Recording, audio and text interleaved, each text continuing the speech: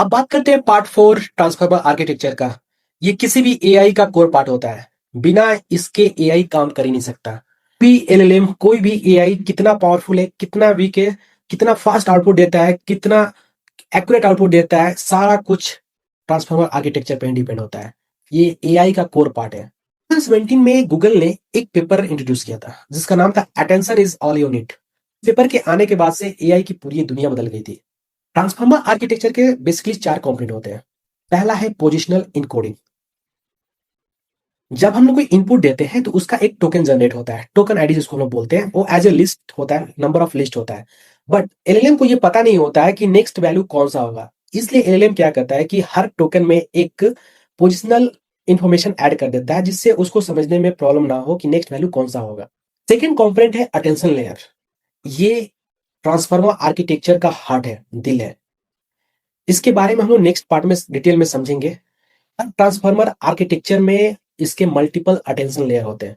जिस एलएलएम का जितना ज्यादा लेयर अटेंशन लेयर होगा वो मॉडल इतना ज्यादा फास्ट होगा। जैसे जीपीटी 3 में 96 लेयर होते हैं। देर में भी चांस की क्लाउड में जीपीटी 4 में और भी उससे ज्यादा हो सके। थर्ड इसका कंपोनेंट है एफएफएन, फीड फॉरवर्ड नेटवर्क। अब ये फीड फॉरवर्ड नेटवर्क क्या होता है? हर अटेंशन लेयर के बाद में एक न्यूरल नेटवर्क ऐड होता है। अब न्यूरल नेटवर्क बेसिकली क्या करता है, मैंने पिछले वीडियो में बताया था आपको। अगर आपको जानना है तो आप मेरा पिछले वीडियो देख सकते हो।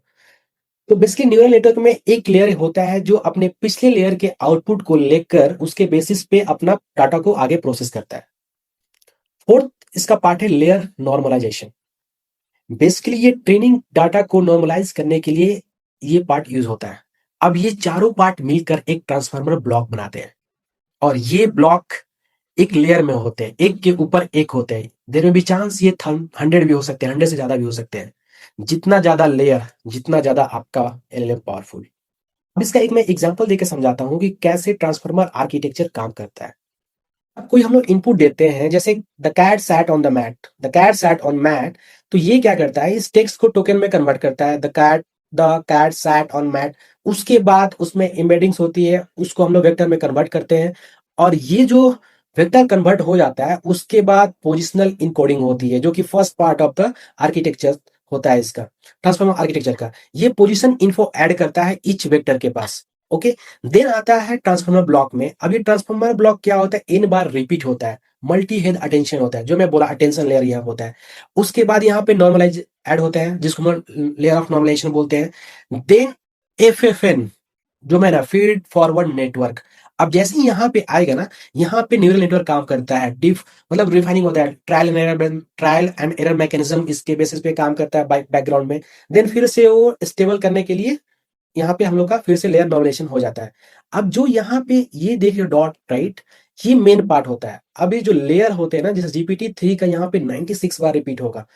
जब तक ये मतलब ये 96 बार चेक करता है अंदर बैकग्राउंड में कि किसी भी इनपुट का आउटपुट क्या होना चाहिए, मतलब उसके बीच में सिमिलरिटी, एक्यूरेट सिमिलरिटी देने के लिए। ओके, देन अब क्या आता है लीनियर लेयर जो वोकैबुलरी पे मैप होता है, मतलब ईच लेयर हर मॉडल अपने अपने वोकैबुलरी पे काम करते हैं। Okay, then softmax. अब यहाँ पे प्रोबेबिलिटी का काम आता है। ये जो प्रोबेबिलिटी हो, जो मैथ का कॉन्सेप्ट है, यहीं पे काम आता है। इसके बेसिस पे प्रेडिक्ट करता है कि नेक्स्ट वर्ड कौन सा होगा और वो वर्ड हम लोग को एज ए आउटपुट मिलता है। तो इस पूरे आर्किटेक्चर में, जैसे ये जो पूरा आर्किटेक्चर है, यही आर्किटेक्चर आपका एआई का है। एआई कैसे काम करता है, अगर आप इसको समझ जाते हो तो आप पूरा समझ गए कि एआई कैसे काम करता है, कौन कौन सा मैकेनिज्म है, सारा कुछ इसमें। एक सिंपल सा ये आर्किटेक्चर आपको बहुत कुछ समझने को मिल जाएगा इससे।